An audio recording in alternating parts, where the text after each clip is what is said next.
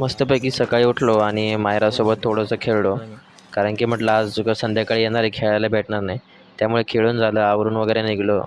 रस्त्याने जाता जाता आईला म्हटलं, "आई आपण एक व्हिडिओ काढू."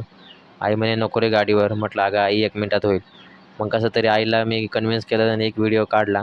त्यानंतर आम्ही चिंचवण्याला पोहोचलो, म्हणजे मामाच्या गावाला. तिथे मंदिरात जाऊन आम्ही काठीचं दर्शन घेतलं. त्यानंतर बाहेर येतोय तर बघतोय काय एकदम पारंपरिक नृत्य, म्हणजे नृत्यही नाही म्हणू शकत आपण त्याला, लेझिम लेझिम खेळतो. तुम्हाला माहितीच असेल लेझिम काय असते. तर आमचे आमदार साहेबही तिथे उभे होते. त्यानंतर बघतो तर काय गोटी उचलायचं काम असतं. गोटीचं वजन साधारणतः 100 किलोपेक्षाही जास्त असतं आणि ते घेऊन ते पूर्ण मंदिराच्याला परिक्रमा मारायची, म्हणजे एक पूर्ण चक्कर मारायची. काही काही पैलवान असतात ते 2 काही 3 मारतात, पण मला तर ती उचलतही नाही. आणि त्यानंतर मग काठी नाचवतात. काठी इतकी उंच असते ना, तुम्ही स्वतः प्रत्यक्षात जाऊनच बघू शकता. वरती खूप नारळांचे वगैरे असतं.